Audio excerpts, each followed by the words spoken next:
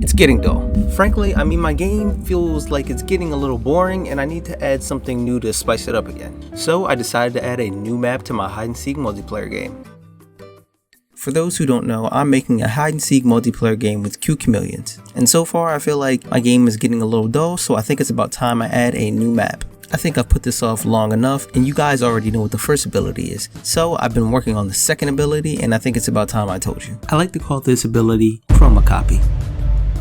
And for a very good reason. As you can see, the player can basically change into any other color chameleon that he chooses. I can see the comment section now saying, this looks pretty goddamn familiar. And the answer is, no, it's not what you're thinking of. The reason that my ability is so different is because of something called chromatophores. You see, chromatophores are the cells that help chameleons actually change color. It's basically having a permanent tattoo. Quite a misconception about how chameleons actually change color. The thing is, they don't actually change color on will. It has to do with the temperature and depending on its mating season. So if a chameleon happens to see a special someone that they might be interested in, they decide to activate the chromatophores and change color. So now that you understand chromatophores a little bit better, let me tell you about the animation process. The thing is, I'm actually just getting back in animation. It's been a while since I've done this, actually since my college days, so I might be a little rusty. So you know that reptiles usually hatch from eggs, so it only made sense that I made the chroma copy ability hatch from an egg.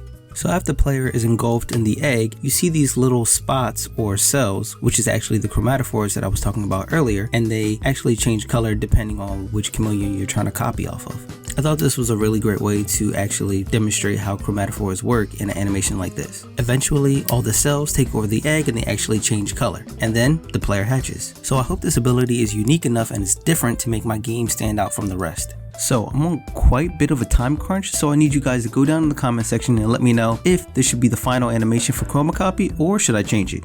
What do you think? I don't think people understand how valuable and how necessary hands are to the human body. Honestly, just think about it. You get to touch things, hold things, grasp things, and you can even caress your sweet, sweet lover in bed. Just look at my game for instance. We're using the chameleon's hand to tag other players out. But according to Jasper Plays, he thinks that I should incorporate the tongue of the chameleon to actually tag players out, which actually doesn't sound half bad. So let's hop onto it. Did you know, on average, a chameleon's tongue is roughly about twice as long as its body? Geez, with a tongue like that, he'd probably be amazing at giving Oh yeah, sorry, forgot, gotta keep it PG-13. If we're talking measurements, that's somewhere between 3 and 4 meters, or 12 feet, which is pretty damn long if you ask me. So I started out in Adobe Animate and I always like to use their pen tool to draw different shapes and different animation poses. So you can see that the tongue starts out small and it gradually gets longer and longer. And then the animation process gets pretty easy. So basically I have the chameleon opening his mouth and then the tongue comes out and gets longer and longer, and there's a collider that lets people know that hey, you've been tagged by the seeker. It's basically just a little collision event that I written the code. Now this tongue animation may be a little over exaggerated, but I really wanted to focus on the animation because it has been a while and this game probably will be focused on lots of different animating and moving parts. And the final animation kind of came out like this. So tell me what you think so far. So, your boy really loves Christmas, and if you want to give me a gift, you could do me a favor and wishlist We Hidden on Steam. It would really help me out a lot. And since we're giving out gifts here, let me give you a present and show you the new auto map that I've been developing. Now I know it's a little late for this and it's December, but I'm sure you guys won't mind anyway. When the fall season comes around, it's such a beautiful time of the year. There's apple picking, pumpkin picking, going to Starbucks and getting some of that sweet, sweet, delectable pumpkin spice. Also, not to mention the beautiful foliage and the pretty leaves that fall down and you get to enjoy nature. So it's only right that I add an autumn map in my game. I think the autumn map was a little bit more fun to me because I got to experiment and try and deal with new colors while trying to come up with the map. So I stuck with reds, oranges, browns, and yellows and colors similar to that. Working with the new tile map was a little time consuming, but it was definitely worth it. And after consuming a whole bunch of coffee, I finally got the autumn map layout done. So if you take a look pretty closely, you can see that the autumn map is divided up into 10 different rooms. But it's looking kind of bare right now, so let's add some stuff to it. But before I get into that, it's poll time. Which game skin do you like most? A or B? Now let's get back to it. So I only had enough time to get 3 different rooms done out of the 10, so I decided to stick with the yellow, orange, and pink room. Now, it was actually a lot harder than you think it was trying to find hiding objects or things you can crawl under or get underneath of that were these colors. Yellow and orange weren't that bad, but pink was especially difficult. But whenever I need some inspiration or I need something to reference off of, I always go to Pinterest. So by going into Adobe Illustrator, I decided to start drawing stuff and I hopped into making things for the yellow room. So I started out with some bales of hay and they actually came out pretty nice. Then I started moving on to yellow wheat that, farmers like to grow. And it was only right that I add a scarecrow to, scare off any predators. I gotta admit, that part was pretty fun. For the orange room, it was actually pretty easy. There's plenty of objects that are orange, so I started to add some carrots, some pumpkins, and these really cool big puff plants that are called marigold. They almost kind of remind me of those weird trees from the Lorax. And last but not least, the pink room. So the pink room is actually pretty difficult because there's not a lot of things that are pink during autumn season, so I had to improvise.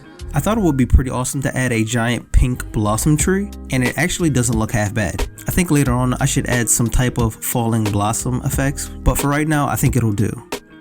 And then I decided to add these weird pink strawberries, which are pretty big in comparison, but hey, who knows, maybe it'll give my game some originality. I mean, come on, who doesn't like strawberries? I also decided to use these reusable bushes so that way I could actually change the color of them. So as you can see, I put them in the orange and pink rooms. So for each new map that I add in my game, I decide to add a new bird and a new insect. So I'd like to introduce you to my boy, Jeffrey. You see, Jeffrey is a pill bug, and he is highly afraid of being eaten by chameleons. But that can't be avoided if you are assigned food gatherer. So Jeffrey, good luck. Now for the type of bird that I wanted to add in my autumn map, I had to do a little bit of digging. I found a list of birds that actually come out during the autumn season, and I think I chose one that's just right. Now I don't know if I'm saying this right, but someone please tell me in the comment section. A tit bird, a teat bird, one of those names gotta be correct, just let me know. But the reason I really wanted to add this bird is because of the beautiful colors and the feathers. So what do you think? Do you think this new bird actually matches with the new autumn map? The last and final thing that I had to do in my game was actually add some 2D rigging animation. In my game, I felt like things were way too static and it was time to add some movement to some of my objects. Now this wasn't as hard as I thought it was going to be. All I had to do was go to the sprite renderer, start adding bones, and then animating those bones.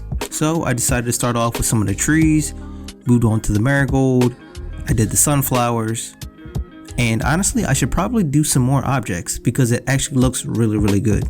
Now I wouldn't consider myself a professional animator, but I do have lots of experience in that area.